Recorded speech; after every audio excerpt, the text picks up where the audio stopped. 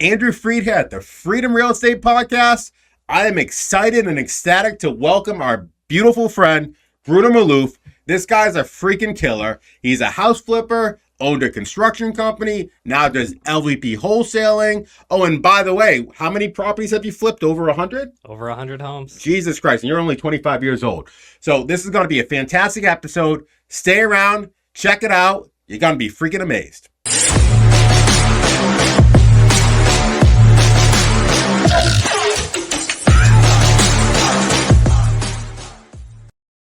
Okay, Bruno, for the listeners who don't know who you are yet, who is Bruno Maluf?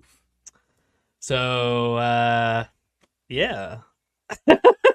my name is Bruno Maluf. I'm 29 years old. I've been a real estate investor since 2020 when I bought my first 4-unit. I was 22, 23 years old, and I had just almost been homeless. My parents got foreclosed on, and they left the country. I didn't know where I was going to live. They were like, do you want to go back to Brazil with us or stay here and figure it out? I'm like, guess I'll stay here and figure it out. So I ended up getting an FHA loan on a 4-unit, starting my real estate investing journey.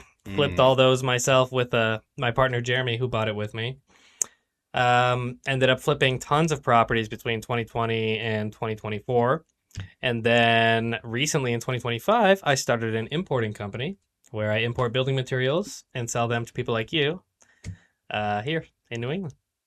So you are a serial entrepreneur. Have you ever worked for anybody before? I have many times. I'll tell you a little bit about that. My first job ever was at Dunkin' Donuts, making $7.25 an hour. That was the minimum wage back then. Oh, man. Yeah, pretty rough. I hated it. I didn't think I would last, working for somebody for a while. I just didn't know how people did that their whole life. So I scraped up some money, tried my hand at some online businesses like e-commerce and stuff. Okay. And lost it all. Many times over. I probably failed my first 5 or 6 businesses. Okay. And every time I failed, I was in debt. I had no money, negative money. Mm-hmm. And I had to build back up so I would get another job. But every time I went back to get another job, my income kind of increased. So I went from Dunkin' Donuts to serving tables at a restaurant, which is kind of like sales. That was kind of like my first intro to sales. And then, from there, I went to nicer restaurants where I could get bigger tips and stuff. Mm-hmm. And then from there, I went to selling higher ticket stuff like selling cars. And then eventually I got into real estate. Okay. So open my mind, Bruno. You failed many businesses in the past, and now you have a successful business. You had multiple successful businesses. You flipped hundreds of homes. You have a successful construction company. Now you have a successful LVP company. What was the difference between young Bruno and Bruno now? And what mistakes did you make in your first business versus what mistakes did you avoid now?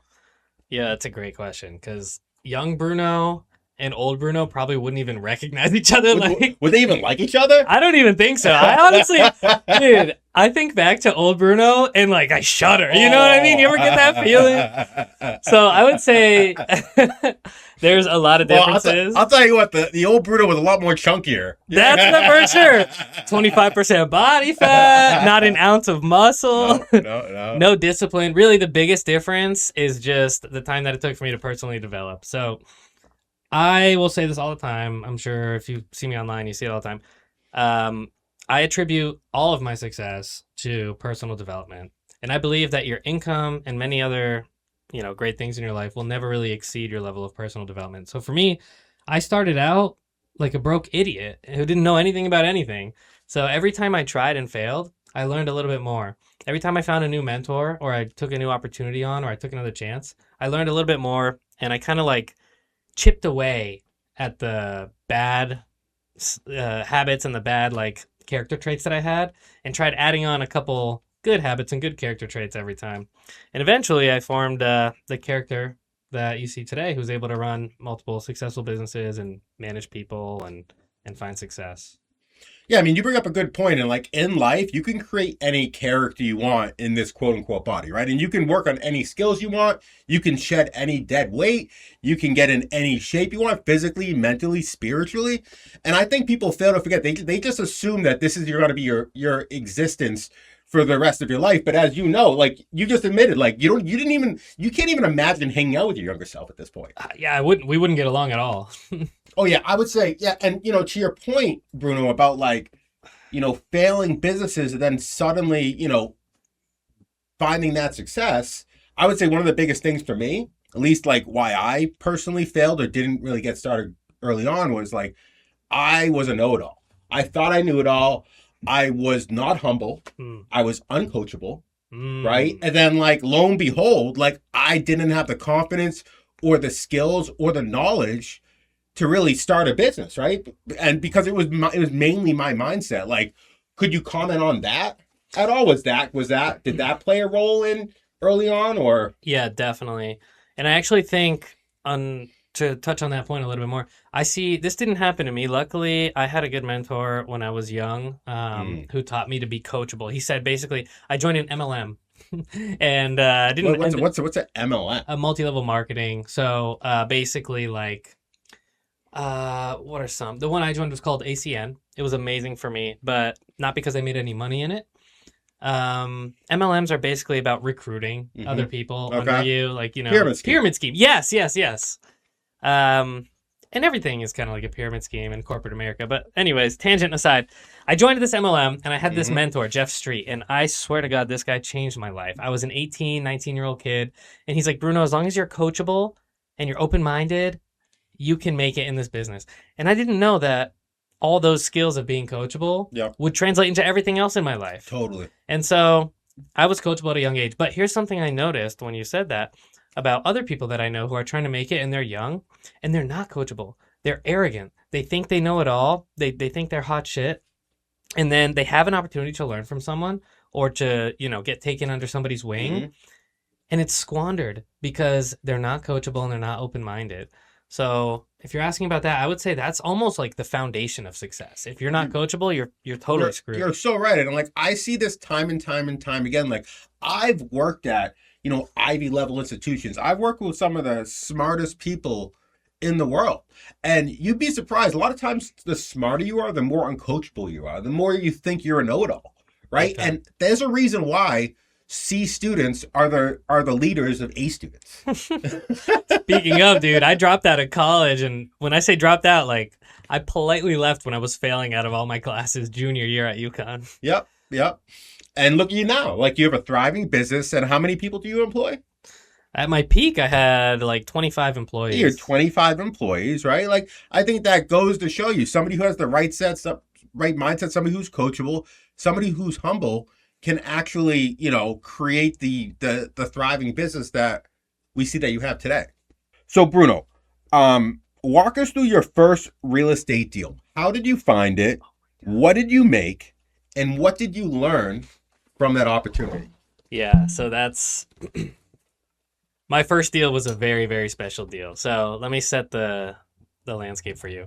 I had just failed my 5th business or something.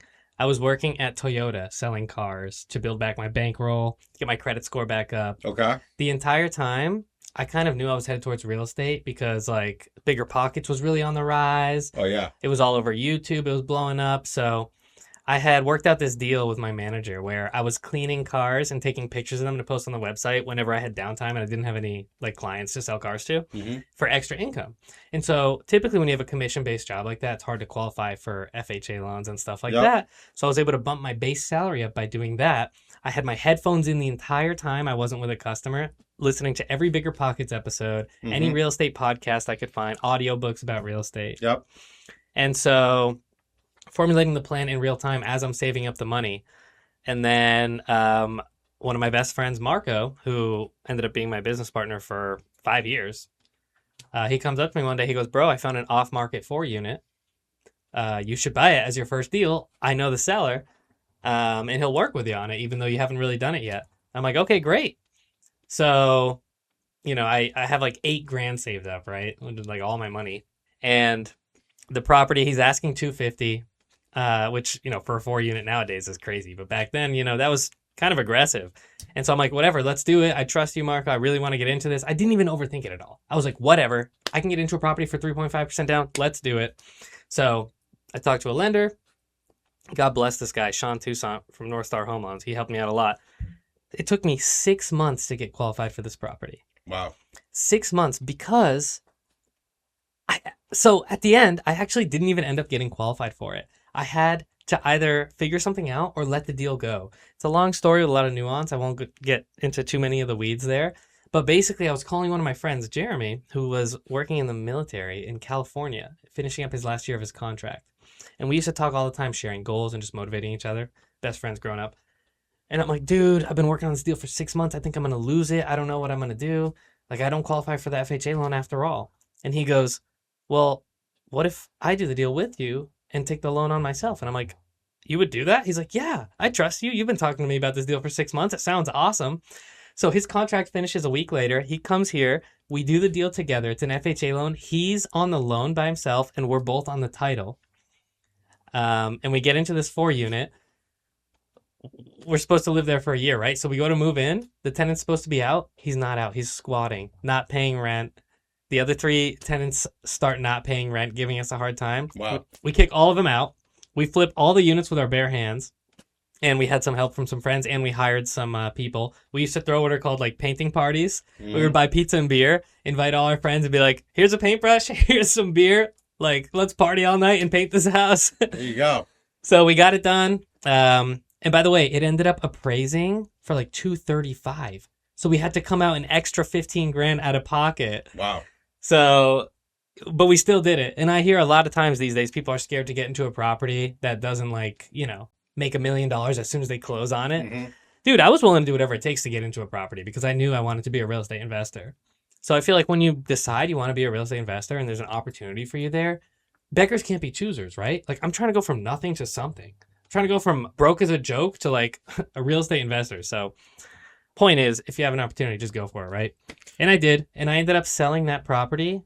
So we flipped it. I lived there for free for a couple of years. Cash flowed like $2,000 a month while we were living there. Learned all about construction and real estate, and sold it for almost twice as much as we bought it for, like $430, $450, just a couple of years later. So you made like 100 because you had a 50. We each made $100,000 on that. Wow. Yeah. Wow. Incredible deal. Yeah. Nice. Yeah. Yeah. So yeah, I mean, most people here, that's how they got in their first deal was with a house hack, right? Like house hacks are a really, really great way to get started in real estate. And you ended up scooping up 4 units for what, like 20 grand out of pocket? Yeah. Like that's ridiculous. Yeah. Right. So kudos to you. And I recommend every viewer here get started with a house hack, preferably even a 4-unit. They're very rare, but they are by far the best type of house hack you can find. 100%. So you wrote a practical guide to wholesaling real estate, right? I did. Interesting. How did you know that? ChatGPT did that. So wow. Thank you, ChatGPT. Yeah, I actually just made a sale on that book on Amazon. Let's go. No, but like seriously, you wrote that book. Like, what do beginners consistently get wrong based off your experience of flipping and wholesaling hundreds and hundreds and hundreds of properties? Great question. And there's one glaring thing that most beginners get wrong every time they're getting started with wholesaling or flipping or any sort of like off-market acquisitions. The sheer amount of volume that is required to consistently find deals or even just to find your first deal. People think they're going to go on MLS or call some expired listings and be like, hey, buddy, house didn't sell. Would you take $5 for it? It's like, no, that's not going to work. For me, when I started finding off-market deals consistently, I had a lead generation system that I was reaching out to 5,000 homeowners per day. Wow. Yes, through various different marketing platforms. I started out handwriting letters, and I would write 100 letters a day. It took me a month to get a deal from that. So I was like, crap, I need to find a way to reach out to like 1,000 people, 5,000 people a day. So I tried email, I tried SMS, RVM, all sorts of different outreach methods until I found one that worked. And then I 10x the volume on that and then just scaled like crazy. Yeah, I mean, you bring up one of the biggest concepts to be successful in business, and it's the marketing funnel, right? Understanding the marketing funnel and understanding, when you put inputs into the marketing funnel, and it ends with sales, right? But the more inputs you put at the top of the funnel, the more end results you get at the bottom of the funnel, right? And you can continuously optimize throughout that process, right? But your thought process was, rather than fine tune the funnel at the bottom of it. I'm just going to fill it to the top with Yes. thousands and thousands and thousands of leads. Yep, exactly. And a lot of people, they'll get lost in the minutia. Have you ever heard, I'm sure you have, don't spend major time on minor things? I haven't heard that, but I've heard it in other ways. In other forms. I see you employ that in forms For in your sure. business. But for me, I heard it from a mentor. He said, don't spend major time on minor things. And for me, minor things are like tweaking the funnel, tweaking your script, or like trying to close, instead of 5% of your leads, closing 10% of your leads. And it's like, okay, you can do that if you're already a relatively big business or you've already kind of established a good amount of deal flow. But if you're closing one deal every 6 months, like most beginners are when they get started, why are you trying to optimize like these little things? You're spending so much major time on minor things. You should just be trying to find a way to present your offer to, 10, 20, 100 times more people on a regular basis. Yeah, I mean, you're simply referring to Pareto's principle, right? Yes. Focus on the 20% of inputs that create the 80% of results. Exactly. Right. And in the beginning, it's all about volume, and just like if you're wholesaling, it's about talking to as many homeowners as you possibly can. Same as if you're trying to flip houses. Okay. Fantastic recommendation. So your recommendation to new beginner investors is, if you're gonna try to invest, if you're gonna try to find off-market properties, it's all about volume. Yes. Right. And that reminds me, did you play video games back in the day? I did. I played World of Warcraft. Did you? I was a RuneScape nerd. Okay, I was a little bit of a geek, right? But in World of Warcraft, I was what they called this shadow mage or whatever, and I needed all this gold to compete with everybody else because my class sucked. Right? So what I did was I went to this place and I farmed these stones and I had to kill like 200 minions, right? Oh, yeah. But when I got this stone, I got 300 gold, right? And that's a lot of gold, right? Sure. And it's literally the same with life, right? You can farm and farm and farm. And when you find that little nugget, that little gem, like that can make you bank, right? Yes. And that's exactly the case, in my opinion, to be successful in real estate and to be a successful wholesaler as well. I agree with you. And to kind of dive into that a little more, I love the video game analogy, because in World of Warcraft, I'm sure it's similar to RuneScape. You had skills that you could level up, right? Totally. And you had quests that you could do to unlock new areas and maybe new training methods or whatever, new items, right? And if you did those and you unlocked those and you built your skills, you could gain more gold per hour, right? Yeah. Same thing in real life. If you build your skills like sales, marketing, leadership, even personal development, you can increase your gold per hour in real life as well. You increase your dollars per hour or whatever metric you're tracking with. So yeah, I just wanted to mention that. I love that parallel with video games. Yeah, and I mean, I also think that goes to show you, to your point, it's also about growing a few skills and not growing many, many, many skills, right? Like so many unsuccessful investors out there, in my opinion, get shiny object syndrome. They try to do 5, 6, 7, 8, 10 strategies, and they're shit at every single one of them. Big time. Right? Like, you just got to focus on one or two things and become fucking epic at it. I agree. Right? And you could literally choose anything. You could do short-term rental. You could choose multifamily. You could choose flips. You could choose new development. But if you're the best of the best of the best of that, nobody's going to get in your way. 100%. And for me, I chose the skill of off-market acquisitions, and I got really good at that, better than most people around me, and it served me really well. Absolutely. I can tell personally. I mean, I've done how many deals with you? I think I closed on one this week, right? Yeah, I think I just wholesaled you a 4-unit, right? Yep. So 3-unit. 3-unit with one commercial.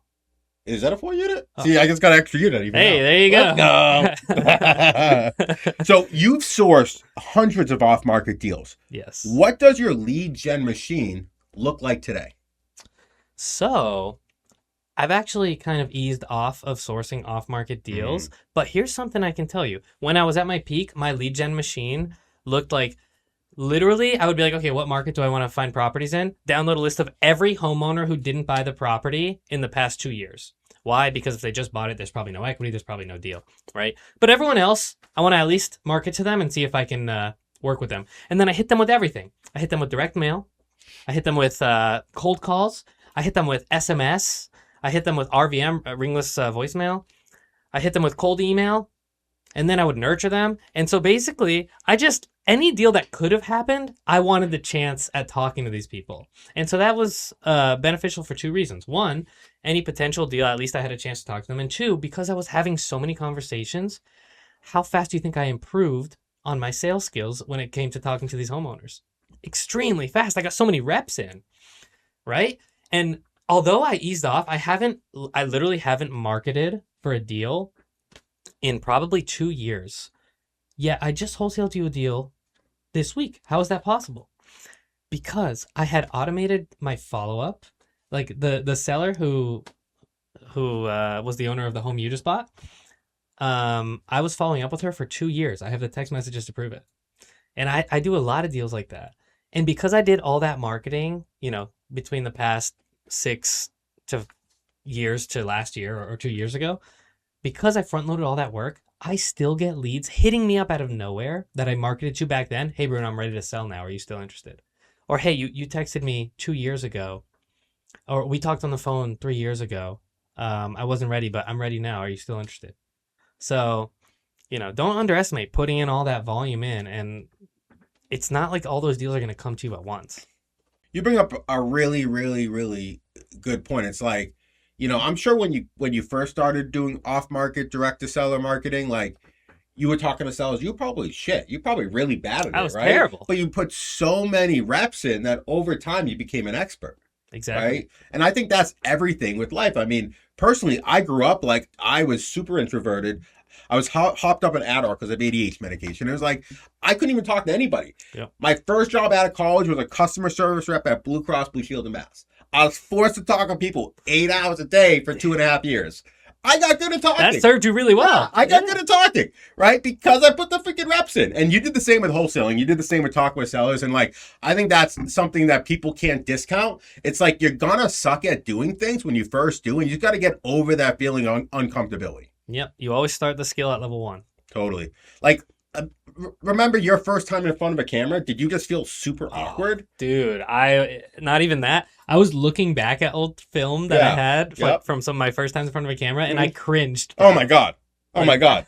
Yeah, viewers, pull up my first Instagram video ever and look at me. It is the most awkward experience, but I needed to get it out there because I needed to put the reps in, right? Yes. And a lot of people get stopped at like the fear of embarrassment or like, what are my friends going to think and all that crap. Like, you can't let that stop you. Absolutely. So, you were a successful flipper and then you ended up starting a construction company. Yes. How has owning a construction company changed the economics of your deals? Because you first started just wholesaling, but then you kind of took on different parts of you more or less got vertically integrated, right? Yes. And so at a certain point when we had our deal flow down, we were like, okay, we're doing all these deals. We can't really do more marketing. Like, okay, what am I going to do? Reach out to 50,000 people a day? Like, at a certain point, that plateaus, right? And we were like, okay, how can we make more money on each deal? Vertically integrating. So we started a construction company, and we were able to save a lot of money on labor that way. I would say probably like, this is going to sound crazy, but we probably saved like 60-70% on labor by controlling the labor force rather than subbing it all out. Wow. And it makes sense, right? Because these people need to make their margin and pay for food on the table for their family. Totally. So we did all that. And then a couple of years after, it was like 2022, I decided to try to save money on materials as well. That's kind of how LVP Direct came to be. I was doing 12 flips at once at one time. We had just closed on like 6 at once. We had 6 ongoing, and they all needed LVP floors. And I was like, there's got to be a way I can save more than just like the Lowe's freaking program or Home Depot contractor program. So I looked into importing materials. I found a factory overseas. I imported 1 container. It wasn't crazy savings or anything, but I was able to save like 25% on one of the most commonly used materials across all of our flips.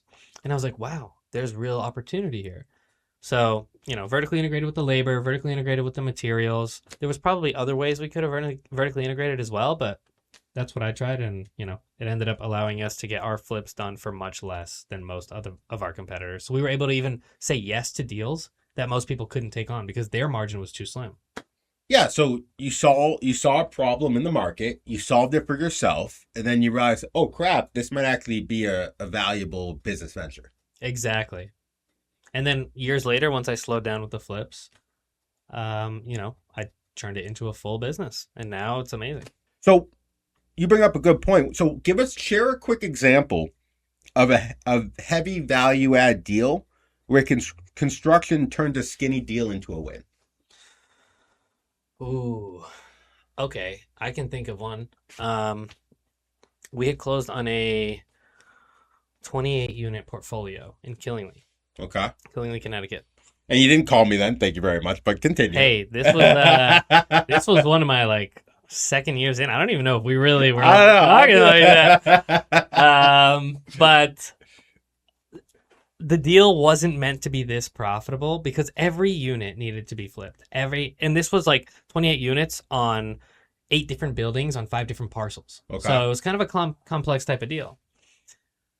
But because we were able to use our own crews throughout and just go house to house to house, and we didn't hire a GC, which typical GC fees are like 30% or more. Yeah.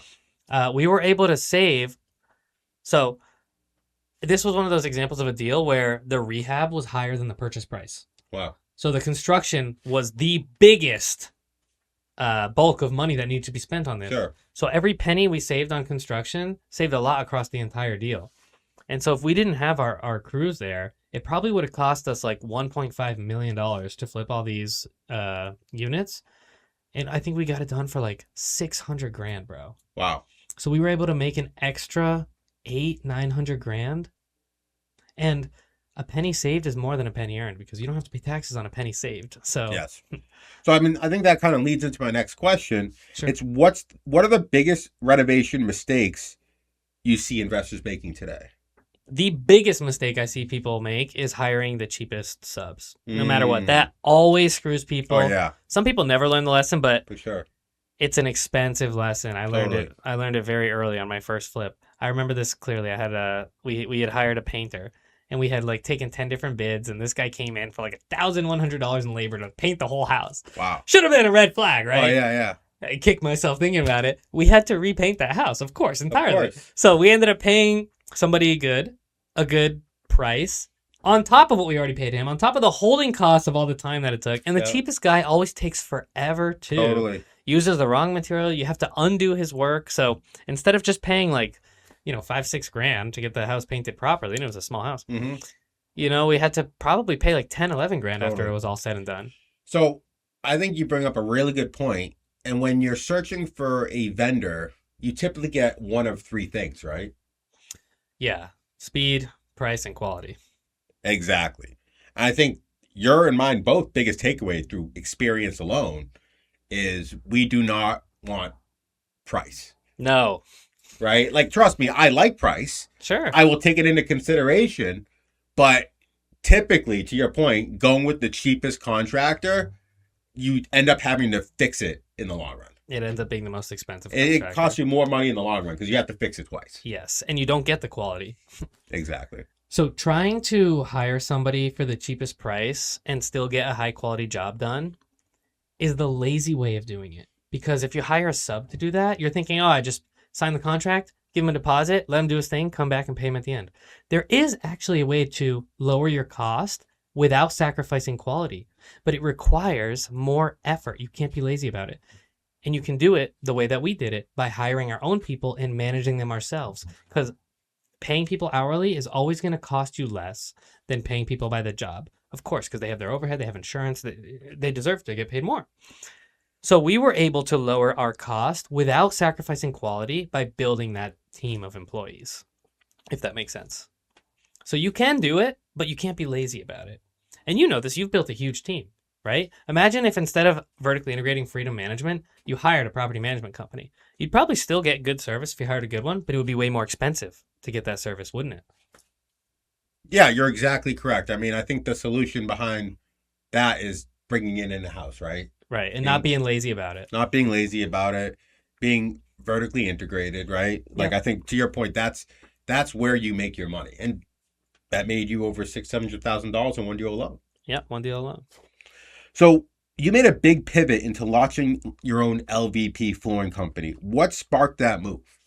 Yeah, so the biggest spark was 5 years ago when I was doing all those flips and I tried my hand at importing materials and I saw just how much of a margin I could save on it, even just trying it like whimsically on my own without having a full business plan and without really like trying to find the most efficient way to do it. And I told myself back then, I was like, in the future, once I'm not managing all these crews and doing all these flips, I'm going to turn this into a proper business, like a product business that I can scale and be proud of. And so earlier this year, that I found myself in that position where I didn't have many flips going on. I didn't have all those responsibilities and burdens that were taking up a lot of my time. And I dove deep into the business plan that I had started. I flushed it out. I put in like $100,000 of my own capital to brand it, get some inventory here, and establish my initial client base and get their feedback, you being one of them. And everybody loved it. The material was amazing. The value was there. I was saving money and time for all my customers. And demand was high. So I said, you know what? Screw it. Put even more of my money in, raised money, and now here we are. I started this in February. It is now December, and I've sold almost 500,000 square feet. Wow, that's quite impressive. So walk us through how you sourced LVP overseas. How did you identify and vet suppliers? So I can't give you all my secrets, right? But, I mean, the truth is, it's just trial and error, right? Like, I tried 5 different factories. I mean, ultimately, nobody's going to do what you're going to do. They're not going to, like, I'm just saying this, they're not going to, like, buy 100,000 square feet and wait 3 months for it to get shipped overseas. Right. No, that's not what I'm talking about. But like, I can tell you this, it was a lot of trial and error. So like right now I have production agreements with factories overseas where I have to buy a certain amount of LVP every year to maintain my pricing and the relationship I have with them. So obviously there's a big barrier to entry to this business. But at first I was just paying like relatively high prices and trying out different factories, hiring agents overseas to like third-party agents who would go to the factories, give me a full detailed breakdown report, take photos of everything, test the product. I'm talking test it for quality, test it for safety, like test it for formaldehyde, asbestos, all the stuff that you have to be careful of. I probably spent like $25,000 in 3 months of my time on just research and development before I picked which factories I wanted to go with for my production contracts. And then after that, it was just like, all right, buy it, wait for it to come overseas. I established a warehouse here. I established a distribution network, and I leveraged my personal brand and my real estate network to sell the product. So what were the biggest early lessons and mistakes from starting this company? Wow.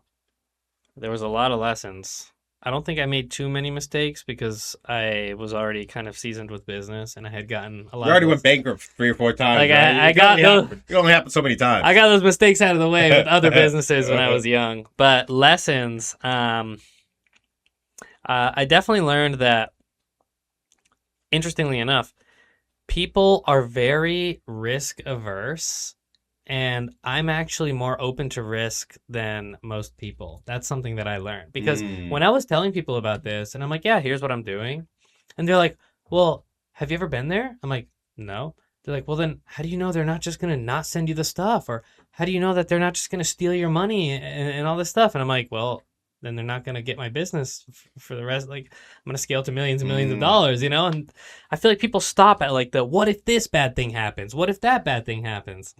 And I noticed that actually across all businesses, like even real estate. Like how many times do you hear people saying, oh, I want to get into landlording, but what if the tenant doesn't pay me? Or like all this crap. You know who you hear that from? Who? People who have never done it. Literally, and never will if they keep that mindset. Yeah, I mean, for people like that, I mean, if I get advice from that, I would ask myself, have they actually done what I'm trying to do? And the answer is no. Their opinion means absolutely nothing to me. Exactly. Right? But in your particular case, if I ran across the largest LVP wholesaler in the nation and I proposed my idea and they had some feedback, maybe they have some validity to their point. Yes. Right? Not all feedback's created equal. Exactly. One of my favorite books, Principles by Ray Dalio. Ooh. Like that book? You heard about that book? One of my first great reads. Yeah. And one of the cool points he makes in there is meritocracy. That's a good point, right? Weighted decision making. Yes. Right? So he typically says like the best decisions are typically made in a group of 3 to 5 people. And within that group, somebody's decision might have more weight than somebody's else, right? 100%. So for example, in multifamily real estate, if I was in that room, my decision would be very highly weighted, right? Definitely. But if I'm in that room and we're talking about playing basketball, my opinion is going to be not weighted whatsoever. 100%. Right? So you really have to take that into consideration when taking advice and taking guidance from other people, because it could really lead you down the wrong path where they have no intention of even leading you. Yeah. And a lot of people do this unconsciously. Like, they don't really realize that they're giving you awful advice. They're trying to help, but like they don't have the merit. Like they have no foot to stand on. Like they don't know anything about what they're trying to tell you about. So you really have to be careful. And what one of my mentors told me was you have to stand guard at the gate of your mind, basically. Like, you can't let those misguided thoughts in from those people who have no merit. Absolutely. You are totally right. So, bring us back to kind of young Bruno. Like, if you were going to give advice to young Bruno, 3 pieces of advice to be successful in life and in business, what 3 pieces of advice would that be? Wow. How young are we talking here? Before my first business? You tell me. Okay. You tell me. I mean, if I could go back, hear me out. You're talking to a guy who in 2016, 2017, I had a Bitcoin mining company that I somehow lost all my money in. And Bitcoin was at like $6,000. So one thing I would say is probably just fucking hold the Bitcoin. Okay. But no, really, what the meta lesson there is be patient. I wanted to get rich with Bitcoin that year. I remember writing on the board with my business partner, Marco, at the time, make $1 million this year. I was 17, 18, bro. I should have just wrote, keep buying and holding forever or something like that. Like, make $10 million in 20 years. So totally. The biggest lesson that young Bruno never figured out was, instead of trying to make quick money or big money fast or get rich quick, do the get rich for sure method. Like, look long term and be patient, because dude, the 10 years, the 20 years, they're going to pass anyways. So you might as well make sure that you're getting those long-term compounding gains instead of trying to look for something that's going to make you rich overnight. The question is, do you want to play chess or do you want to play checkers? Yeah, checkers is a quick game. You can finish it in 5 minutes maybe. Exactly. I want to play chess, right? Right, of course. And I mean, I think that's very applicable to many components of your life. And, I think a lot of people, I'll just give you one quick analogy, taxes, right? People think, you got to play checkers when it comes to taxes. I buy this thing, I don't pay taxes. That's not how you avoid paying taxes. You got to be very strategic on how you avoid paying taxes. In the beginning of the year, you need to understand how much income I'm making. As a result, how much depreciation do I need? What does this equal for how much property I need to buy? How many cost segregation studies do I need to do? And you can reverse engineer your business plan throughout the year to result in you paying no taxes. That's playing chess. Yeah. Right? Playing checkers is waiting 3 months before the end of the year and be like, oh crap, I got this huge tax bill. Hey, who's the good accountant? And then they're buying the really crappy piece of property for the depreciation. That's playing checkers. Right? Like, I like to play chess. Yeah, I agree. That's a really good analogy. So I always like to give tactical advice to our audience. If you had to start from zero in 2025 with $5,000, what would your first 30 to 60 days look like? I would be reading and listening to books and audiobooks like crazy, and I would be working on personal development. That would be my foundation. And it wouldn't even stop at 60 days, but I would be spending probably like 4 to 5 hours working on Bruno every day. And then the other 4 to 5 hours, actually probably at least 8 hours a day, I would be making active income. If I was starting from nothing and I had no sales skills, I'd probably pick sales as like one of the first skills that I would learn, try to find a good sales job, and then just try to find ways to keep increasing my active income there. This might be controversial, but I would spend 0 time looking at passive income. I would spend 0 time looking at investing my $5,000 outside of investing in myself. I would probably hire a mentor or try to get in front of somebody who could mentor me to speed up the process as well. And eventually I would build a foundation of my character, my active income, and then I would start looking for some investments, because my character would be the type of person who would look for strategic long-term investments that are actually going to build wealth or opportunities where I can increase my active income. And then I would build up that nest egg to where when I did find these opportunities, I can act on them. And additionally, if I'm legitimately working on myself 4 hours a day, you'll get to the point where you can build your network really well. And if you find an opportunity that's too big for your person, so like if I found an opportunity I couldn't fully take advantage of myself, I'd be able to leverage that network that I built And because I was working on myself so much, people would trust me with the opportunity, and I'd be able to partner with someone or raise money or do something to take advantage of those opportunities, if that makes sense. Yeah, I like all of that. I think one of the key points there is, find a mentor via either pay for it or provide them value. Yep. But the key, in my opinion, of finding a mentor, especially in whatever field you're looking to get into, is it's literally a cheat code. Like, you ever play GTA and you put a little cheat code in, you get all this money and all these cars. It's like, literally somebody spent 10, 20, 30 years figuring out the formula to do it. You could waste 5 years trying to figure out that formula. You can pay them a load of money. They can tell you what to do, and you just do it. 100%. And funny enough, I think it's never been easier to find a mentor than it is now in 2025, 2026. Like, imagine our parents or our parents' parents trying to find a mentor back in the day. Like, they couldn't go online. No. Bro, if you have an iPhone or even an Android, you can go and find a mentor same day. I had people ask me every single day to be their mentor. Me too. And I tell them no. Of course not, yeah. But sometimes. But what I will say is, if one of them went out of the way to provide me value, and I would reciprocate and take them under my wing. Yes. That's the key with getting a mentor, is you got to provide them value. You can't be a burden to them. No, value first. Always lead with value. Absolutely.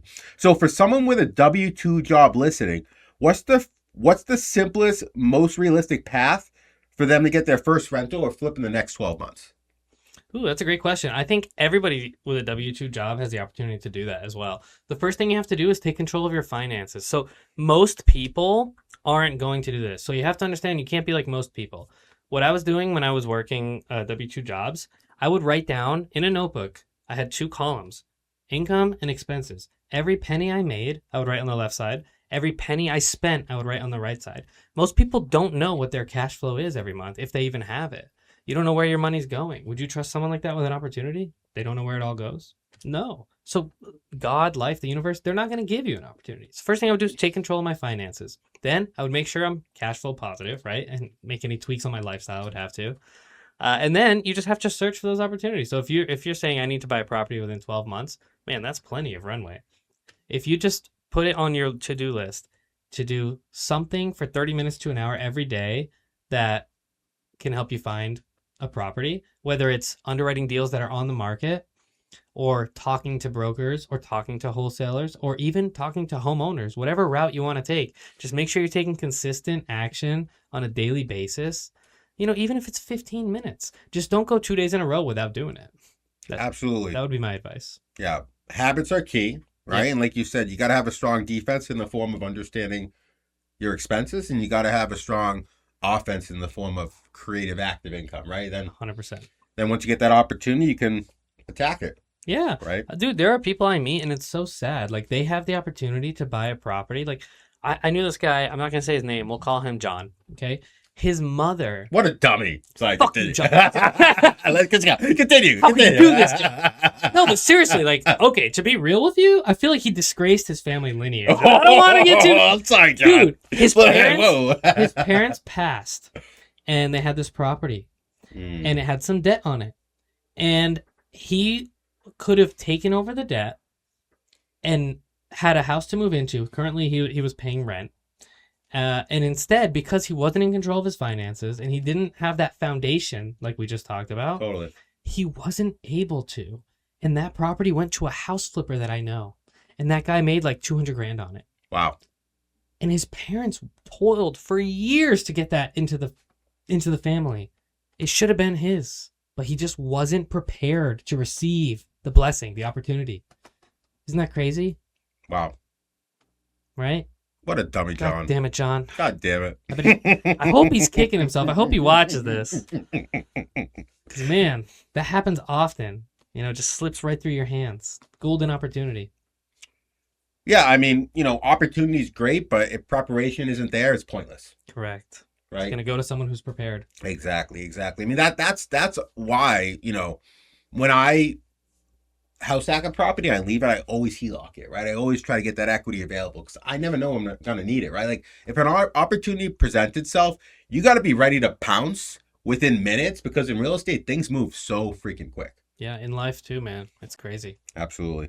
So to bring this kind of podcast to a close, let's give our audience some really good tips. So what are top 2 to 3 book recommendations that truly move the needle for you in business, in entrepreneurship, and in life?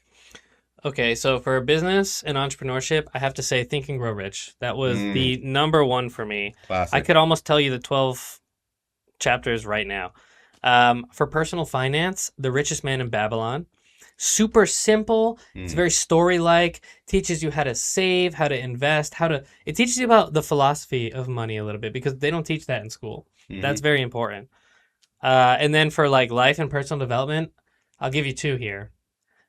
2 of some of my favorite books, Pushing to the Front and 12 Against the Gods. 12 Against the Gods was written by William Bolitho, I'm pretty sure. And then Pushing to the Front is written by Orison Svet Martin. Old books, both of them very old books, but Pushing to the Front, extremely inspirational. And it talks about people like Abe Lincoln and other people who were real in history that you kind of learn about in school, but you don't really understand like what they went through and how much they really pushed through to get to the front of whatever field they were in.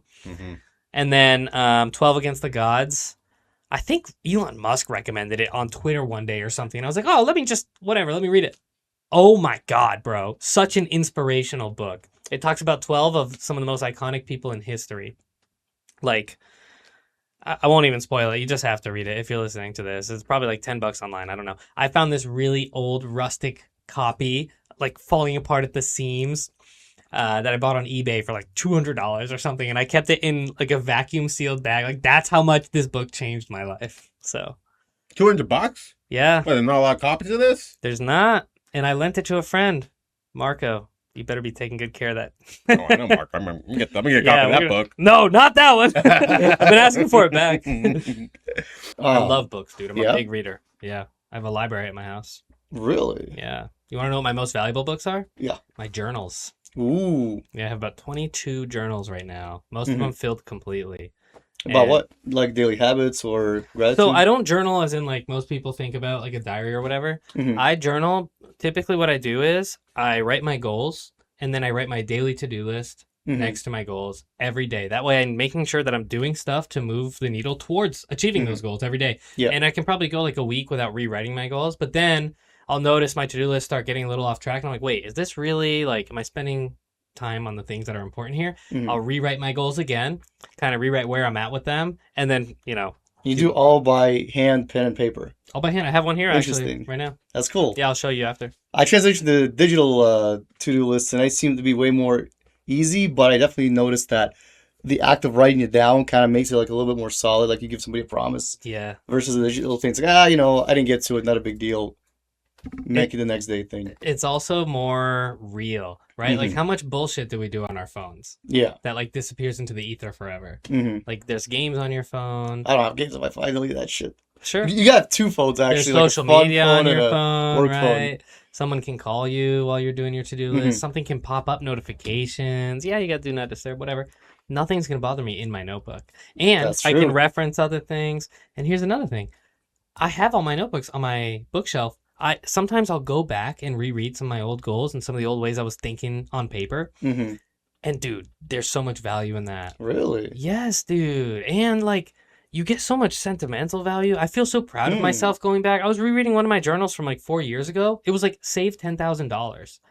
And you're like, boom. I'm like, oh my God. I'm like, look how far I've come. Yeah. Now my goals are like sell 1 million square feet of LVP this year. That's pretty cool. Dude, it's really cool. And then one day I'm going to give all of those journals to my children. Ooh. And they're going to be able to see my journey from first person. That's so cool. Right?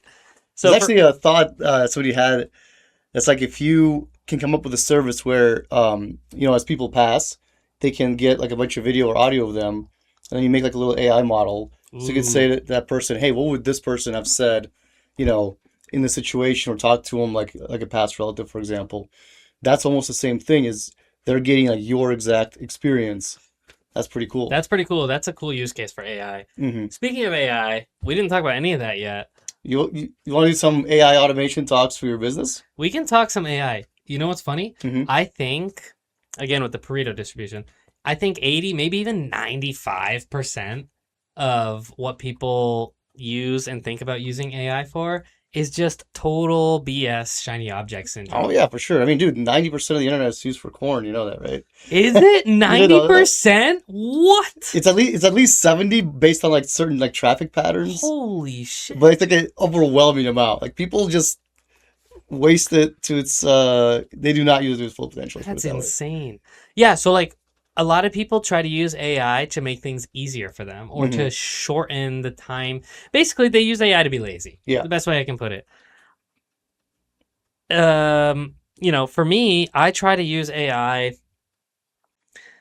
in a different way. Like, for example, I use ChatGPT every day, and if I looked at my screen time, probably like, actually, let me pull it up right now because I'm curious. 2 hours, 3 hours. Maybe a little less than that. We'll see. And I'll show you here. I'm a very transparent guy. Screen time. Oh, and my screen time will fucking throw you for a loop, bro. What's that? Oh, hold on. Let's just do this. 10 hours a day? It's not too bad. That's normal. Well, I just got a new phone, but like Tuesday was 14 hours, for example. But, okay, ChatGPT, 45 minutes. I like how Instagram's at the very top, like very high school girl view. No, so I actually have a rule for myself. So I post 3 times a day on Instagram. Mm-hmm.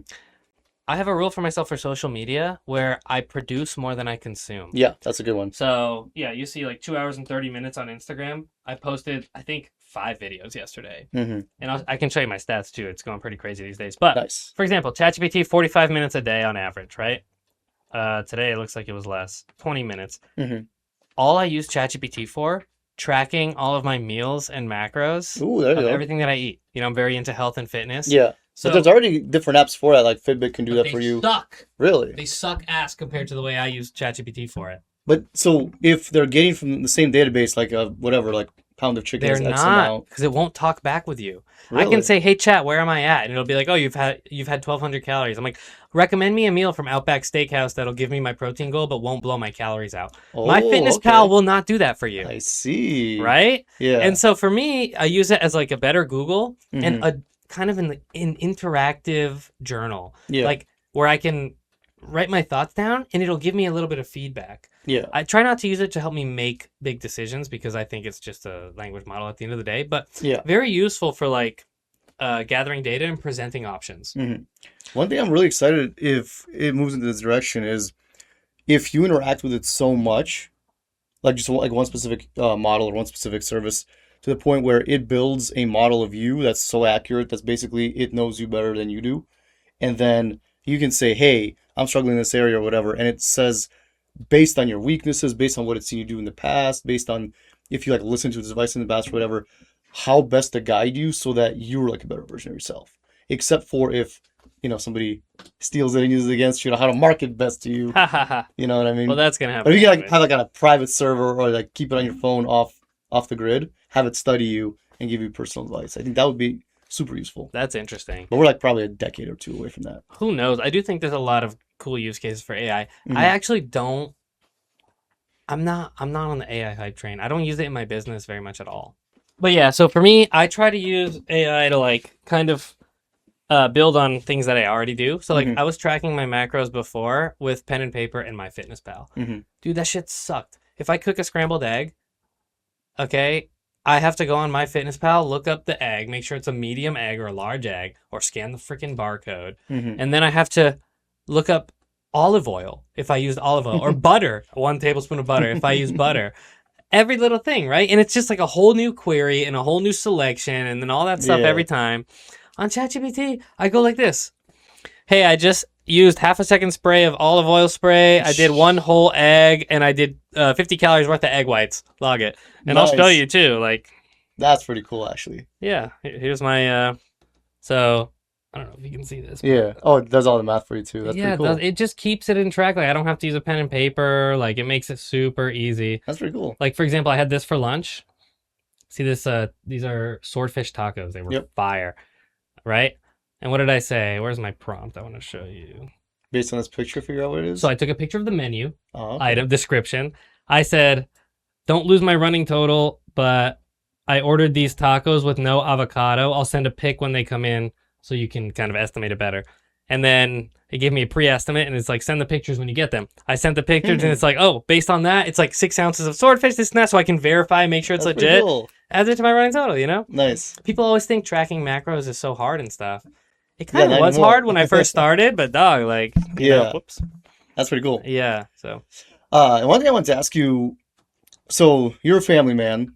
yes. You are running multiple businesses, and something that a lot of Well- our viewers are going to start to transition into, and myself included, is if you're going from a W-2 to now being an entrepreneur, how do you manage your time? How do you split it up? How do you keep the discipline?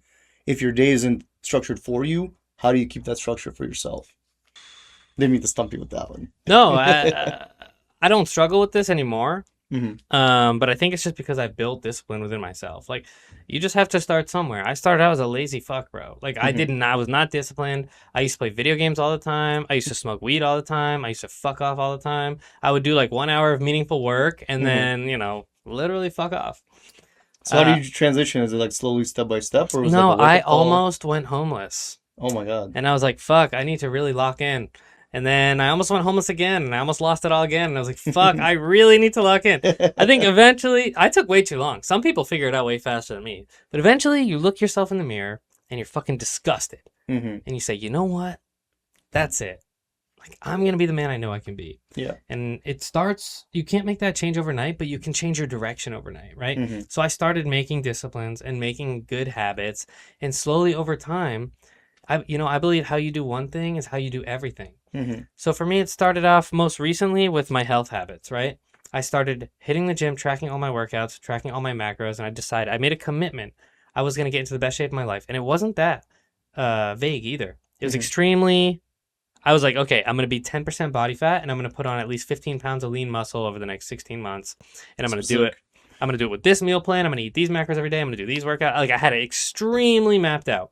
And every day I did that, all the other areas of my life were affected by those disciplines. Mm-hmm. And so, like, The gym is the gateway drug to self-improvement. it was for me. Like, after I spent, the whole morning working out, tracking my workouts, hitting all my macros, what are the odds that I'm then going to drink that night? Very low, because like I already put all this effort in, and I'm like, am I gonna ruin all this good progress by doing this other bad habit? No. Before that, I used to drink like no problem. I was like, I'll just have a drink tonight. What's the big deal? So Dude, now I haven't drank in 6 months. Wow. Congrats. Right? I'm done drinking forever. Fuck it, I don't need that shit. It doesn't serve me. Seriously. That's true. When you're super busy, like, yeah, it definitely takes some motivation out of, like, partying too much or drinking, because, like, it's going to kill your productivity the next day, and that is way more of a hit than the fun of having fun tonight. Yeah, and you future pace. You're like, oh, I plan on working out tomorrow morning. Yeah. So I shouldn't drink tonight. Yeah. Like, it's just going to make my workout worse. Because usually people look at the price of drinking is like just $20 for the drink. But the price of drinking is $20 for the drink plus all of your next day. Yeah. There's productivity. There goes your motivation. Speaking of, one of my favorite parallels for that train of thought is, like, how much does a television cost you? $300. Wrong. 40 grand a year. 50 grand a year. That's how many hours you spend watching it when you could have been doing something. When you could have been working. Mm-hmm. And if you compound that, yeah, Christ.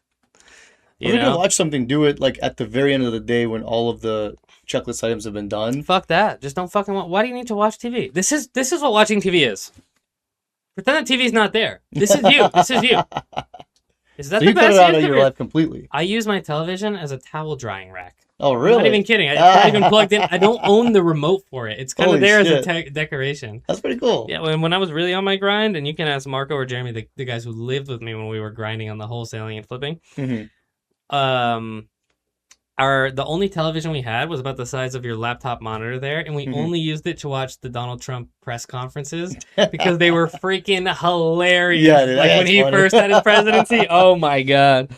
It was like a comedy show. And I was like big into trading stocks, and you could figure out what was going to happen by listening to those. Like Donald Trump one day was like, buy oil. I'm telling you all, buy oil. Do it right now. It's never going to be this cheap again. I remember buying oil. He was right. It was really easy money, But you can do that on your phone. You can do that without a TV. My point is, like, if you legitimately have goals, you're not going to want to watch TV. Mm-hmm. That's how I feel about it. Yeah. But I'm also kind of like, crazy. Like, I don't know. I don't think a lot of people really want to do. Hey, man, extreme results require extreme actions. Yeah, like, I don't really get along with most regular people. Like, I don't have much in common with them, to be honest, at this point. And I hope to continue this path. Yeah, that's good. Cut out a lot of bullshit out of your life. And the people around you, if they're motivated by similar things, you will not only be able to like speak the same language and be friends with them, you guys will pull each other up because you're all going in the same direction. Nobody's trying to be lazy. Nobody's trying to do normal things. Yeah. So there's a lot of value in that. It's like a filter. Yeah, it's like kind of hard to be my friend these days. Mhm. Like Good. one, I'm boring when it comes to like I don't really do anything for fun. Like I don't go out to party. I don't go to bars. I don't drink. hmm Um, I don't do any of those things either, to be honest, but I do like some extreme forms of fun, like work super hard, like whatever, 12-hour days, 10-hour days, and then everybody goes to like Miami for Art Basel, go hard. Then come back, work super hard, and then snowmobiling trip through, New Hampshire, for example. and on it sounds to trails. me like that's part of your goals to Mhm. have those experiences, right? Yeah. For me, I've never been a big travel guy. I've never been Oh, a okay. big, and I have like one big goal that's been guiding me for the past like 6 years. So Mhm. I'll share this with you. Well, with you all, I guess. 6 years ago, when my parents got their house foreclosed on, our family home where I was living, and they went back to Brazil, they Mhm. told me that they weren't going to come back for 10 years. And I'll spare the details. But basically, I remember thinking to myself, I have 10 years to retire my entire family. Mhm. And I want to have like $10 million liquid in the bank so that when they come back, boom, mom, dad, here's the new house. Here's the family I love that. compound. Here's the fleet. Here's everything you need. Let's do business together. Let's enjoy the rest of our life together. The sacrifice you made to come to America for a better Mhm. life for me paid off. Yeah. You know? That's so interesting. I have And actually so- the same exact goal I want to retire my parents too. You do, yeah. Mm-hmm. So for me, I feel like a fucking asshole if I haven't done that yet and I'm Mhm. spending money in Miami or some bullshit. And I'm Mm. not trying to say you're an asshole. I'm just saying I have these personal feelings. That's a really, when I think really about interesting it way to like look at that. it, actually. So I'll share that with you. I love that. See Yeah. what a good guy he is. Oh, please. I love it. All right, guys. That's been another episode of the Freedom Real Estate Podcast. Thanks so much for tuning in. And thank you to our guest, Bruno. You can find him at Bruno Buys Houses on Instagram. And anything else that you want to share with the audience, or where can they find you besides Instagram? No, Instagram's my main thing. I mean, I'm on Facebook too, but I'll Mhm. catch y'all on Instagram. Anybody who follows me from here, I'll follow you back. We'll stay connected. Mhm. And thank you all. And if they want to buy LVP from you, is that available to customers everywhere? It is. And you can find all that info on Instagram as well. Nice. And thank you, Artem, and thank you, Andrew, for having me. Always Absolutely. always a pleasure. Yeah, likewise. Thank you. All right, guys. See you next week. Take care.